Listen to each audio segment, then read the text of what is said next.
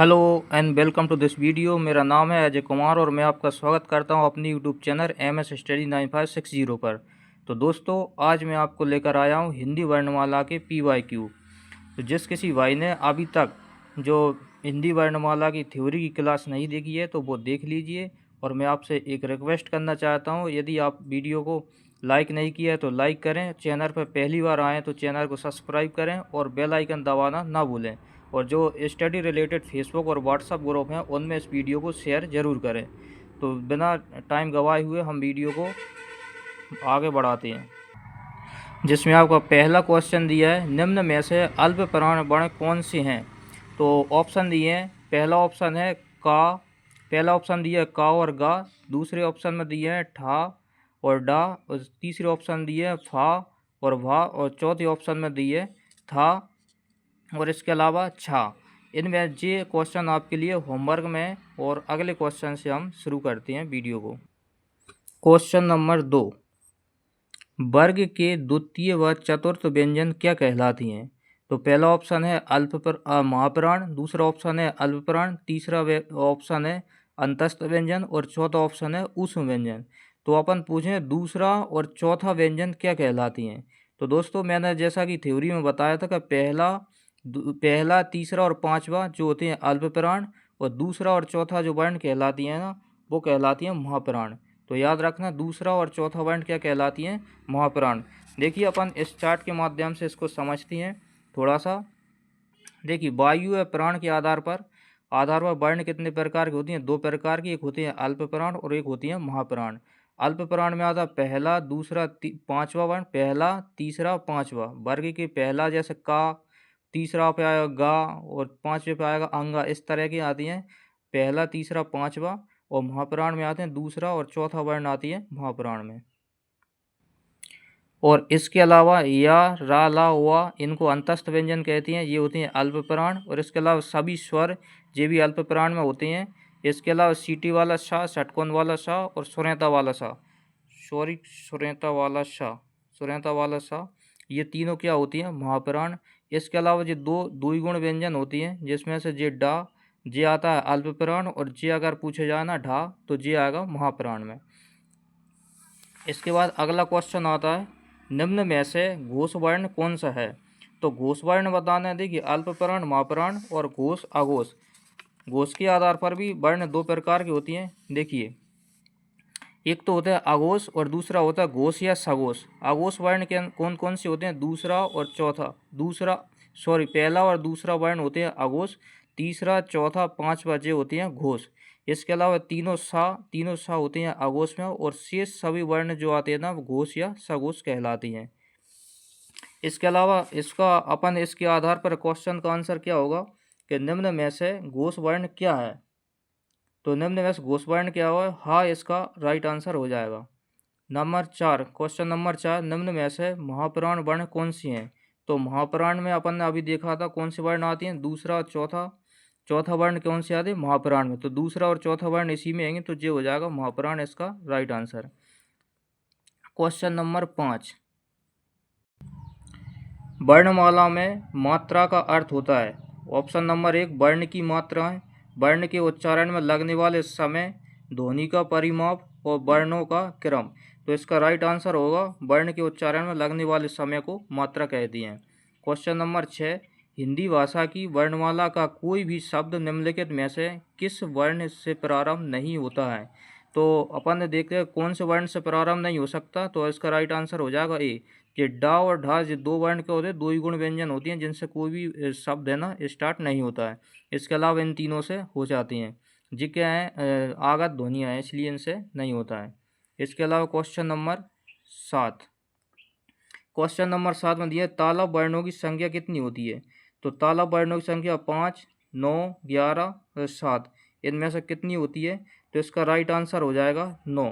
देखिए, कौन कौन सी होती है, तो मैं आपको बताता हूँ कि कौन कौन सी होती हैं तालव वर्ण। देखिए दोस्तों, तालव वर्ण कौन कौन सी होती हैं। तो पहले तो चा,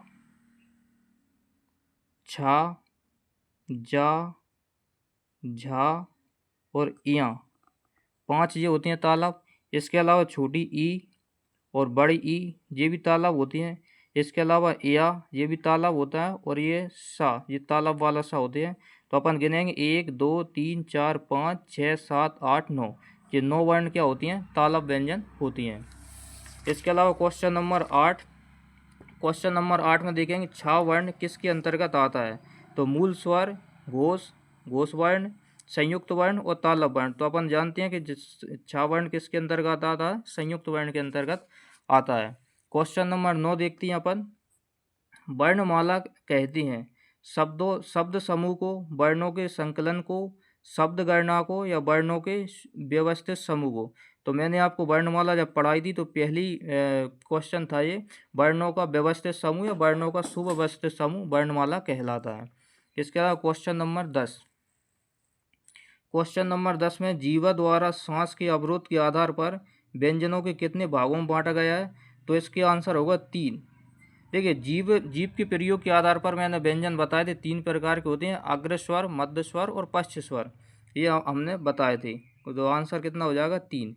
इसके अलावा क्वेश्चन नंबर 11, ह्रस्व स्वर के उदाहरण है। ह्रस्व स्वर मैंने बताया था आपको, छोटा आ, छोटी ई, छोटा ऊ और री, इनको क्या बोलते हैं? ह्रस्व स्वर कहती हैं। इसके अलावा क्वेश्चन नंबर 12, ओ और औ का उच्चारण स्थान क्या है? तो ओ और औ का उच्चारण स्थान क्या हो जाएगा? कंठोष्ठ हो जाएगा। कंठोष्ठ हो जाएगा इसका उच्चारण स्थान। तो कैसा हो जाएगा जी? तो मैं आपको बताता हूँ इसका कंठोष्ठ कैसा होगा। देखिए, ओ किससे मिलकर बना है? ओ और औ जो मिले किससे मिलकर बनी है? तो ओ किससे मिलकर बना है? छोटा आ और प्लस ऊ से मिलकर बना है। और जे औ किससे मिलकर बना है? छोटा आ प्लस ओ से मिलकर बना है औ। देखिए, छोटा आ का उच्चारण स्थान क्या है? कंठ, और ऊ का उच्चारण स्थान है ओष्ठ। इसका उच्चारण स्थान ओष्ठ है। तो कंठ और ओष्ठ दोनों से बोले जाए, इसलिए ये कंठोष्ठ बोलेंगे, कंठोष्ठ बोलेंगे। और इसका ठीक इसी प्रकार जे कंठ से बोलेंगे, और जिसमें ऊ छुपा है तो वो ओष्ठ से बोलेंगे, इसलिए कंठोष्ठ इसका राइट आंसर हो जाएगा। क्वेश्चन नंबर 13 में ओआ वर्ण है तालव्य, दंतोष्ठ, ओष्ठ, मूर्धन वर्ण। तो दंतोष्ठ मैंने आपको बताया था, ओआ वर्ण क्या है? दंतोष्ठ व्यंजन है। इसके अलावा क्वेश्चन नंबर 14, पा, फा, बा, भा, मा उदाहरण हैं तालव्य व्यंजन की, कंठ व्यंजन की, ओष्ठ व्यंजन की और दंतोस्थ व्यंजन की। तो पा, फा, बा, मा जो किसकी आएंगे? ओष्ठ व्यंजन की इसका राइट आंसर हो जाएगा। इसके अलावा क्वेश्चन नंबर 15, हलंत युक्त व्यंजन तब लिखा जाता है जब व्यंजन में बड़े आ की मात्रा होती है, व्यंजन में आ की मात्रा नहीं होती है। हलंत युक्त व्यंजन संस्कृत भाषा का है। हलंत युक्त अपने मूल स्वर में नहीं होता है। तो इसका आंसर क्या हो जाएगा? वह उसका राइट आंसर हो जाएगा। व्यंजन में आ की मात्रा नहीं होती है, आ की मात्रा नहीं होती है जब क्या लगाते हैं? हम हलंत लगाते हैं। क्वेश्चन नंबर 16, डा और ढा को कहा जाता है सजातीय वर्ण, विजातीय वर्ण, विकसित वर्ण या इनमें से कोई नहीं। तो क्वेश्चन नंबर 16 का जो राइट आंसर होगा विकसित वर्ण कहलाती है। डा और ढा विकसित वर्ण है। इसके अलावा क्वेश्चन नंबर 17, पक्षी में कितने व्यंजन वर्ण हैं? तो पक्षी में कितने व्यंजन वर्ण हैं? देखिए, एक तो पा है जहाँ में, इसके अलावा इसमें क्या लगा है? आधा, जो छा किससे मिलकर बना है? आधा का और प्लस सा से मिलकर बना है। ये सा से मिलकर बना है। तो एक तो पा हो जाएगा, का और सा कितने हो गए? 3 हो गए। तो राइट आंसर होगा इसका 3। अगला क्वेश्चन आता है अपना 18वें नंबर का। 18वें नंबर का क्वेश्चन है, व्यंजन वर्णों के विषय में निम्न में से कौन सा कथन उपयुक्त नहीं है? तो व्यंजन वर्णों के संबंध में कौन सा उपयुक्त नहीं है? नंबर 1 देखेंगे अपन, व्यंजन वर्णों के उच्चारण में वायु मुंह के विभिन्न भागों से घर्षण करती हुई निकलती है, ये तो सही है।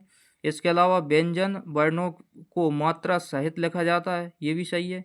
व्यंजन वर्णों का उच्चारण स्वतंत्र रूप से किया जा सकता है, यही ऑप्शन इसका क्या हो जाएगा? गलत हो जाएगा। बाकी ये क्या आएंगी? सही आएंगी। इसके अलावा अगला क्वेश्चन आता है 19 नंबर।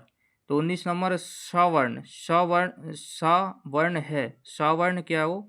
तो जो मूर्धन वाला सा है वो, एक जे मूर्धन वाला है वो, जे वाला सा तालब वाला है वो, और जे दंत वाला सा, ये तीनों सा याद रखना है। इसके अलावा क्वेश्चन नंबर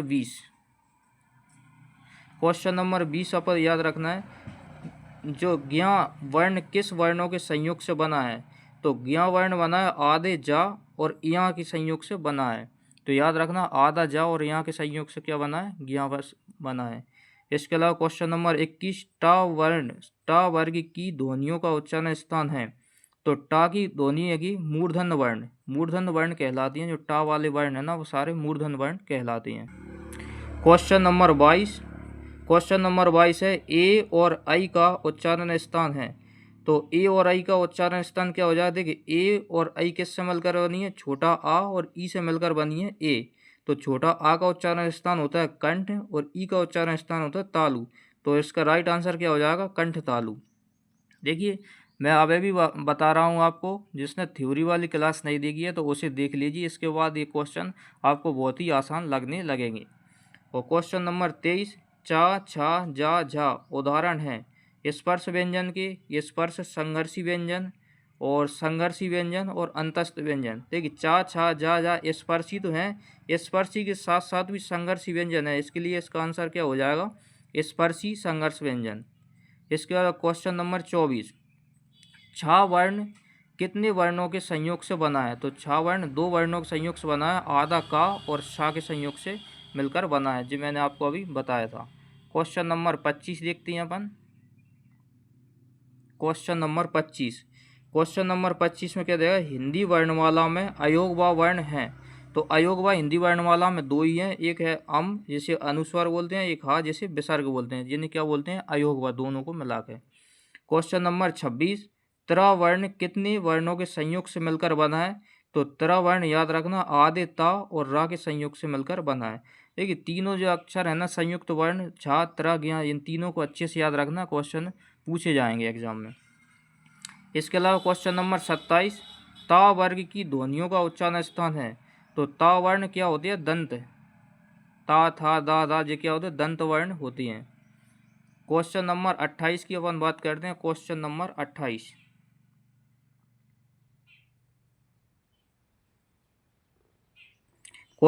28 में क्या दिया है? सा वर्ण है।